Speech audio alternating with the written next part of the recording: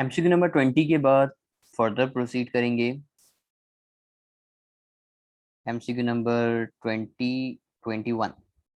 Okay, MCQ number 21 में आपसे क्या कह रहा है, एमसीक्यू पढ़ते हैं। सवाल में आपसे कहा the separation between plates of a capacitor whose original capacitance was C is doubled।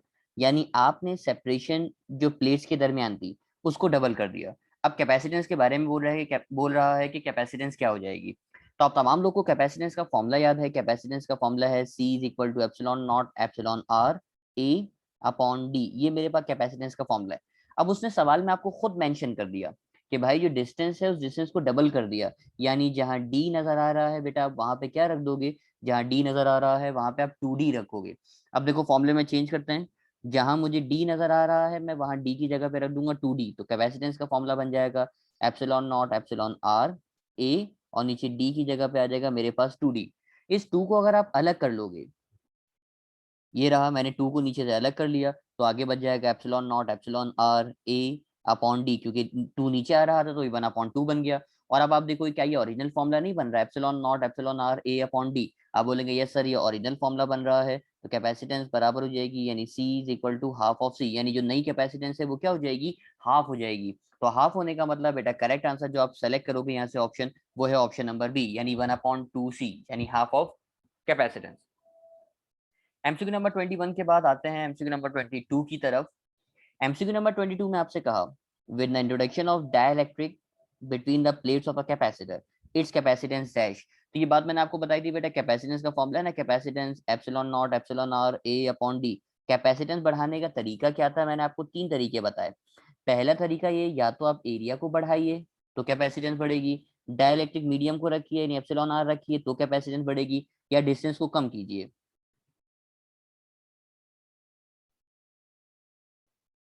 तो डिस्टेंस कम करने से भी आपकी कैपेसिटेंस बढ़ रही है। ये तीनों फैक्टर आपको याद रखने बेटा कि डायलेक्ट्रिक मीडियम रखो, एरिया बढ़ाओ या डिस्टेंस कम करो, तीनों शर्तों में कैपेसिटेंस बढ़ेगी। तो एमसीक्यू नंबर 22 तो आपके लिए बड़ा आसान है कि भाई अगर आप डायलेक्ट्रिक मीडियम को रिड्यूस करोगे तो जो कैपेसिटेंस है वो कैपेसिटेंस क्या हो जाएगी, बढ़ जाएगी, यानी इंक्रीज हो जाएगी। तो करेक्ट आंसर हो जाएगा मेरे पास option number A. MCQ number 22 के बाद एमसीक्यू नंबर 23 देख लीजिए। एमसीक्यू नंबर 23 में कह रहा है the introduction of dielectric between the oppositely charge plate causes the intensity.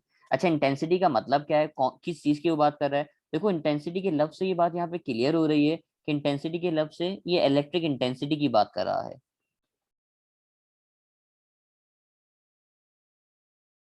तो मैंने आपको ये बात की पॉइंट के तौर पे पहले ही लिखवाई हुई है। अगर आपने स्टार्टिंग के एमसीक्यूज पढ़े तो आपको ये बात बड़े अच्छे तरीके से याद होगी। उम्मीद यही है कि आप तमाम लोगों ने पढ़ा है और वो स्टार्टिंग का लेक्चर याद होगा, लेकिन मैं की पॉइंट के तौर पे दोबारा लिख रहा हूँ कि अगर आप डाइलेक्ट्रिक मीडियम यूज करोगे,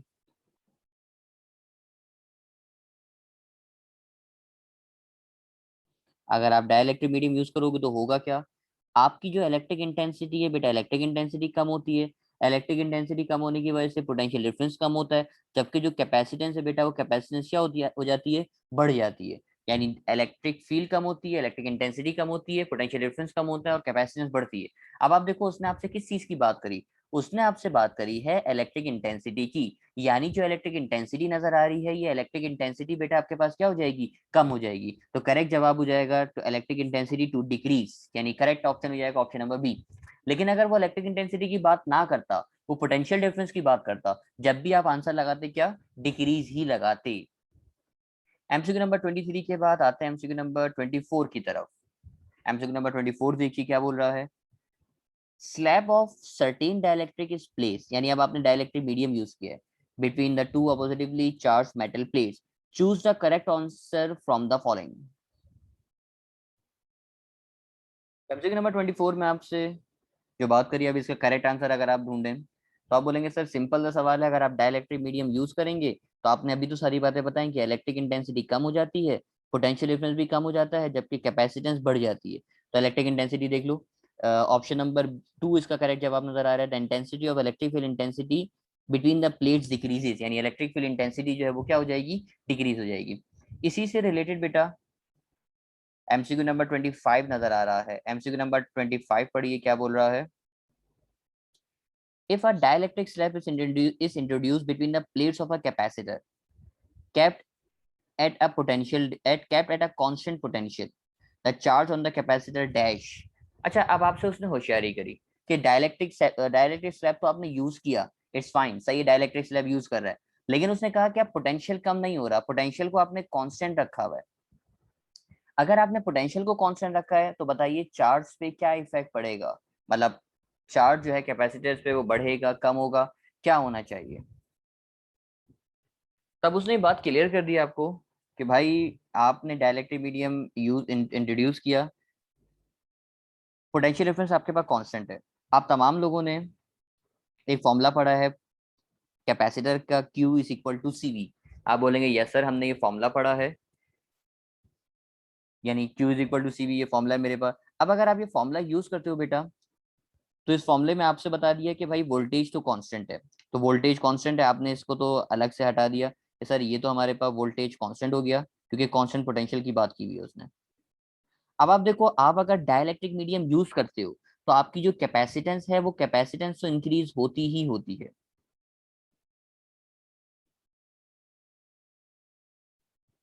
आपकी जो कैपेसिटेंस है बेटा, वो कैपेसिटेंस क्या होती है, इंक्रीज। अब आप खुद सोच के जवाब दो, अगर ये कैपेसिटेंस इंक्रीज होगी तो चार्ज भी क्या हो जाएगा, इंक्रीज हो जाएगा, क्योंकि दोनों का डायरेक्ट रिलेशन नजर आ रहा है। आप देखो ना, दोनों के दोनों न्यूमरेटर में लिखे हुए हैं, कैपेसिटेंस भी न्यूमरेटर में लिखा हुआ है, चार्ज भी न्यूमरेटर में लिखा हुआ है। अब अगर पोटेंशियल डिफरेंस कांस्टेंट है, तो अगर डाइलेक्ट्रिक मीडियम यूज करोगे तो कैपेसिटेंस बढ़ेगी, और कैपेसिटेंस बढ़ेगी तो चार्ज बढ़ेगा, तो चार्ज बढ़ने का मतलब करेक्ट आंसर बेटा हो जाएगा ऑप्शन नंबर बी, यानी इंक्रीजेस।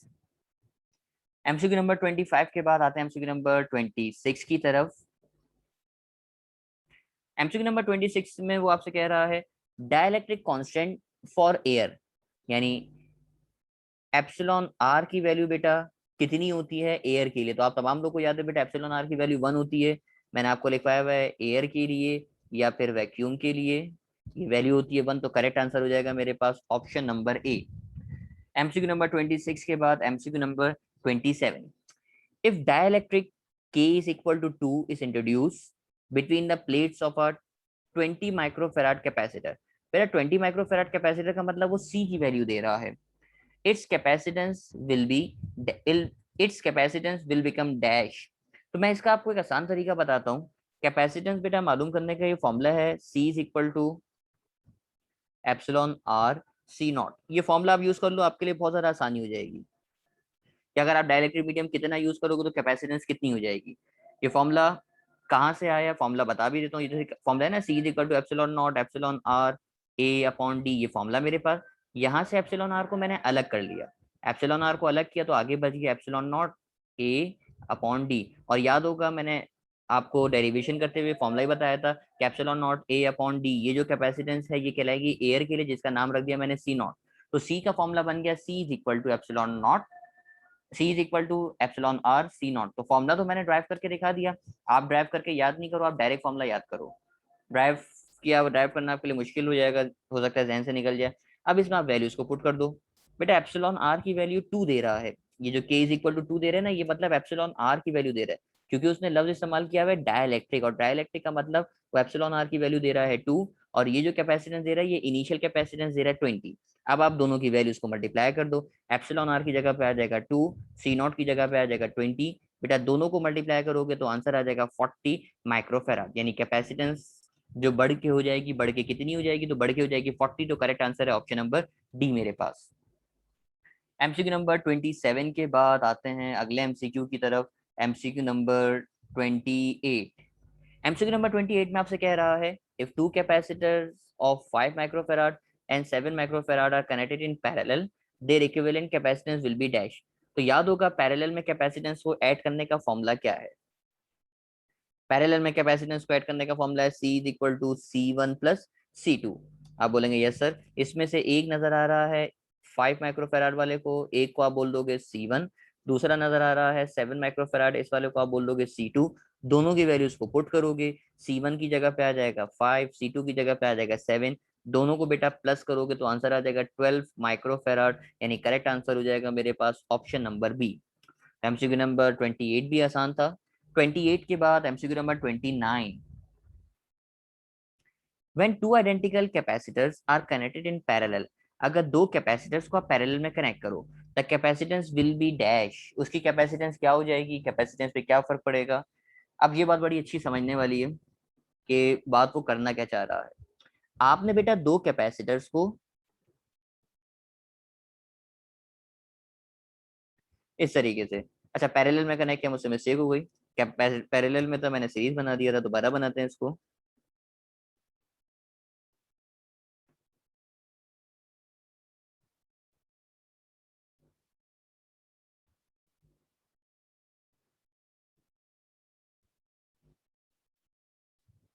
ओके, आपने बेटा दो कैपेसिटर्स को आइडेंटिकल कैपेसिटर का मतलब एक जैसे कैपेसिटर है, मतलब अगर ऊपर वाला सी डैश है तो नीचे वाला भी क्या हो जाएगा, नीचे वाला भी हो जाएगा सी डैश। ऊपर वाला सी वन है तो नीचे वाला भी सी वन हो जाएगा, यानी दोनों आइडेंटिकल है। अगर इनको आपने पैरेलल में कनेक्ट कर दिया, बेटा पैरेलल में कनेक्ट करने से क्या होगा जरा देखते हैं। पैरेलल का फॉर्मूला क्या है, C is equal to C one plus C two. आप बोलेंगे यस सर यही है।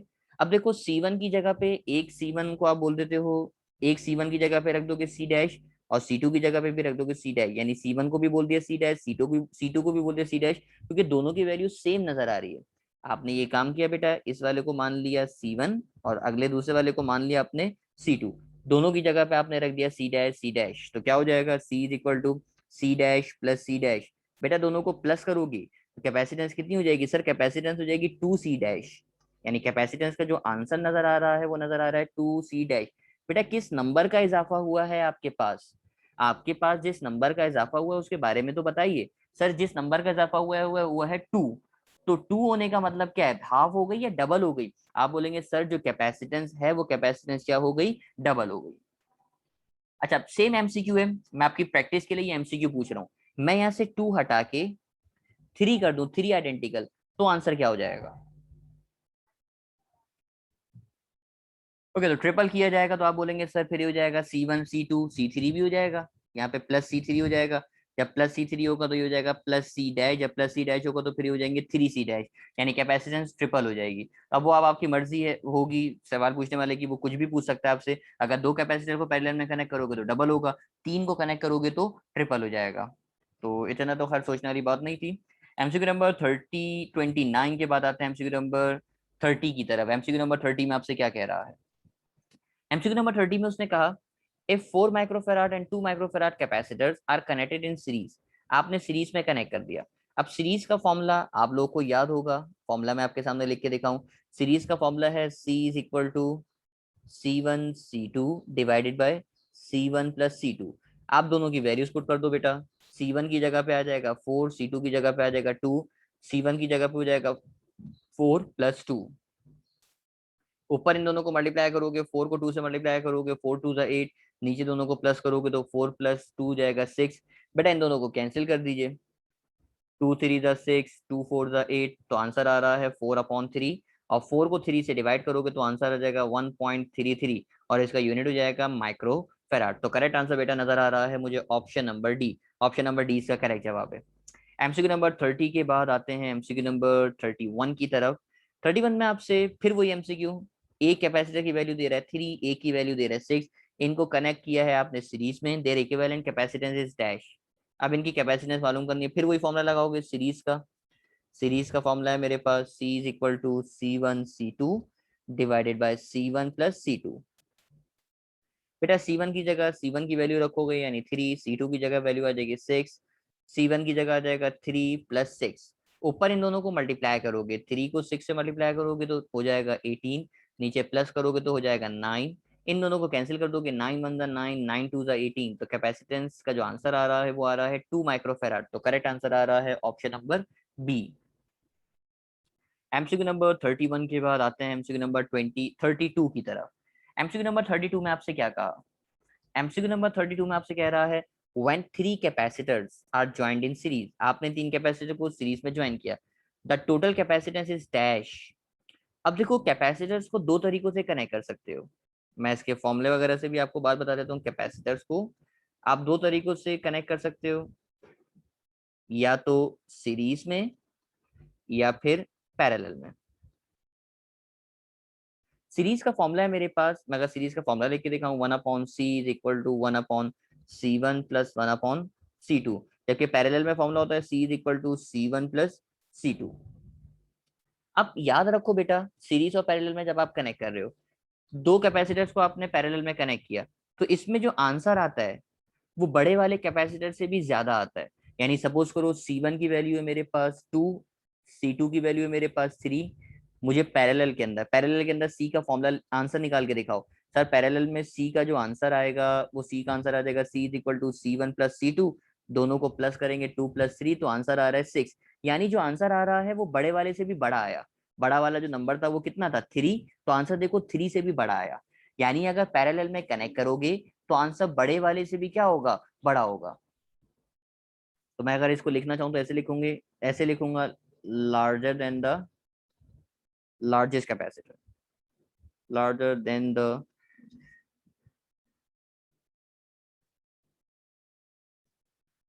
लार्जर लिख दो या ग्रेटर लिख दो, ग्रेटर ज्यादा बेहतर रहेगा, greater than the maximum capacitance.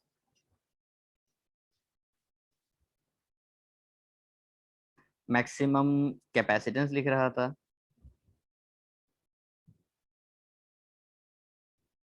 जबकि सीरीज के अंदर जब आप कनेक्ट करोगे तो आंसर बेटा smaller than the minimum resistance, smaller than the minimum resistance, बार बार बोल रहा हूँ sorry, minimum capacitance, smaller than the minimum capacitance, ये इसका जवाब होगा। आपको यकीन नहीं आता तो आप देख लो ना, सीरीज में जब मैंने कनेक्ट किया इनको कैपेसिटर्स को, देखो मैंने सीरीज में कनेक्ट किया, एमसीक्यू नंबर 31 में देखो दोनों को कनेक्ट किया ना सीरीज में, तो एक देखो कैपेसिटर 3 था, एक कैपेसिटेंस 6 थी, आंसर देखो दोनों से छोटा आया, यानी छोटे वाले से भी छोटा आया, छोटे वाले से छोटा आने का मतलब 3 से भी छोटा आंसर आया, यानी आंसर कितना आ रहा है, आंसर आ रहा है 2। यानी सीरीज में कनेक्ट करोगे तो आंसर छोटे वाले से भी छोटा होगा, पैरेलल में कनेक्ट करोगे तो आंसर बड़े वाले से भी क्या होगा, बड़ा होगा। तो एमसीक्यू नंबर 32 का जो जवाब नजर आ रहा है, क्योंकि सीरीज में कनेक्ट किया है और सीरीज के बारे में मैंने आपको लिखवाया बेटा, सीरीज के बारे में लिखवा दिया कि अगर आप कनेक्ट करोगे तो आंसर छोटे वाले से भी छोटा होगा, यानी less than the minimum capacitance, minimum capacitance से भी छोटा आंसर होगा। एमसीक्यू नंबर 32 था जो मैंने आपको बताया। एमसीक्यू नंबर 32 के बाद एमसीक्यू नंबर आते हैं 33 की तरफ। 33 में आपसे कह रहा है 100 माइक्रोफेराड कैपेसिटर, 100 माइक्रोफेराड मतलब सी की वैल्यू वो आपको दे रहा है, C is equal to 100 microfarad. और अगर यहाँ से माइक्रो हटाओगे तो माइक्रो हटा के आ जाएगा 10⁻⁻6 फेराड। अच्छा जी, to have an energy content, have an energy content of 50 joule, energy दे रहा है आपको, एनर्जी का मतलब बेटा ई दे रहा है। Find the voltage required, voltage का मतलब है क्या, निकाल के दिखा दो, वी निकाल के दिखा दो। तो एनर्जी ऑफ अ कैपेसिटर का फॉर्मूला मैं आपको पढ़ा चुका हूँ, E is equal to half C V square, ये फॉर्मूला आप लोगों ने पढ़ा है, E is equal to half C V square. बेटा अब ई की जगह ई की वैल्यू आ जाएगी, हाफ की जगह हाफ आ जाएगा, सी की जगह सी आ जाएगा, और यहाँ से सॉल्व करके वोल्टेज निकालोगे। तो सॉल्व करते हैं इसको।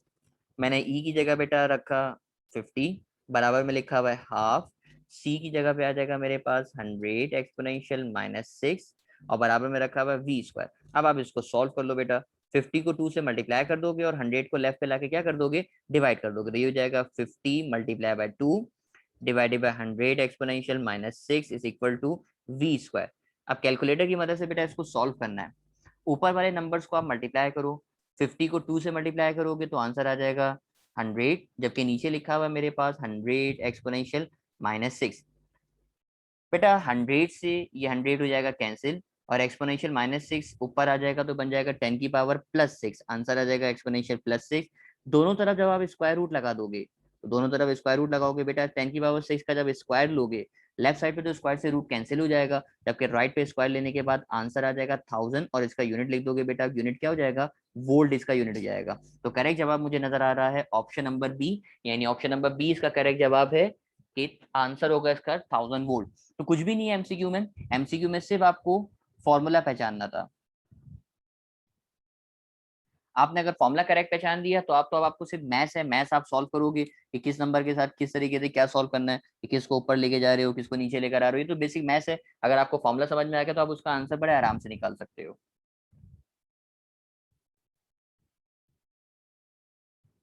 एमसीक्यू नंबर 34 के ऊपर आते हैं।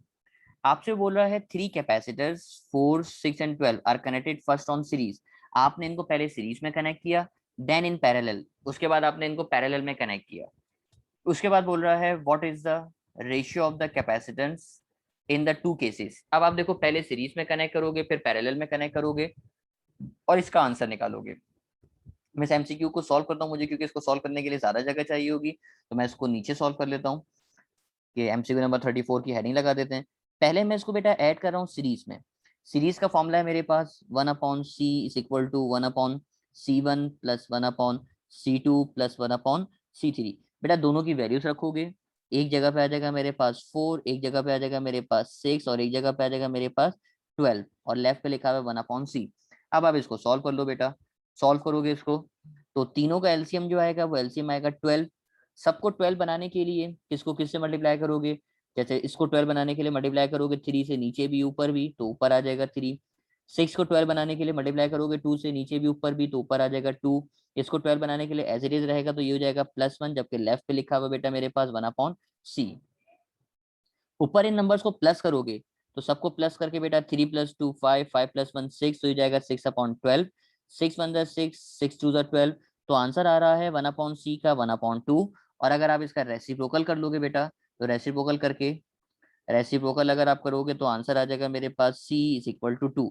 ये आपने बेटा सॉल्व किया है सीरीज के अंदर। अब सेम काम आप करोगे, ये जो काम किया ना आपने, इन्हीं कैपेसिटेंस को बेटा आप कनेक्ट करोगे पैरेलल के अंदर।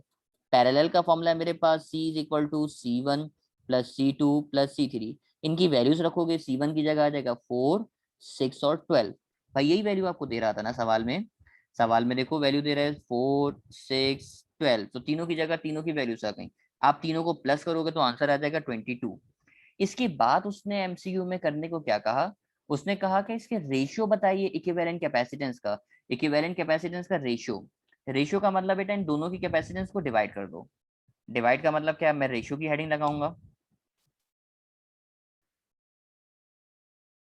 रेशियो का मतलब क्या है कि पहले कैपेसिटेंस सीरीज वाला और फिर कैपेसिटेंस पैरेलल वाला, दोनों का रेशियो ले लो। बेटा सीरीज वाले का जो आंसर आपने निकाला है, ये देखो आंसर जो आ रहा है सीरीज वाले का, सीरीज वाले के बाद CS लिख देते हैं, पैरेलल के बाद CP लिख देते हैं। तो सीरीज वाले का जो आंसर आ रहा है वो आ रहा है 2/22। इसको कैंसिल कर दोगे 2 1 2, और वहां पे भी जाएगा 2 1 2, 2 1 2। तो इसका रेशियो जो आ रहा है वो आ रहा है 1/11। तो करेक्ट आंसर हो जाएगा बेटा ऑप्शन नंबर बी, यानी 1/11। एमसीक्यू थोड़ा लेंदी जरूर था, लेकिन एमसीक्यू था आसान। और इसके बाद लास्ट एमसीक्यू नजर आ रहा है, capacitor behaves as an insulator. तो बेटा कैपेसिटर जो वर्क करता है, कैपेसिटर वर्क करता है एसी करंट पे, डीसी करंट पे कैपेसिटर वर्क नहीं करता, एसी करंट पे वर्क करता है। लिहाजा कैपेसिटर इंसुलेटर बन जाए, इंसुलेटर बनने का मतलब वर्क नहीं कर रहा। और वर्क कब नहीं करेगा, जब कौन सा करंट होगा, जब डायरेक्ट करंट होगा। यानी एसी करंट पे तो वर्क करेगा, लेकिन वर्क कब नहीं करेगा, इसी करंट पे तो वर्क करेगा, कब वर्क नहीं करेगा, डीसी करंट पे। तो करेक्ट आंसर हो जाएगा ऑप्शन नंबर बी। तो यहाँ पहुंच के कैपेसिटर के एमसीक्यूज कंप्लीट हुए। उम्मीद करते हैं आपको कैपेसिटर के एमसीक्यूज, सॉरी कैपेसिटर के एमसीक्यूज कंप्लीट हुए। उम्मीद करते हैं आपको एमसीक्यू समझ में आ गए होंगे सारे।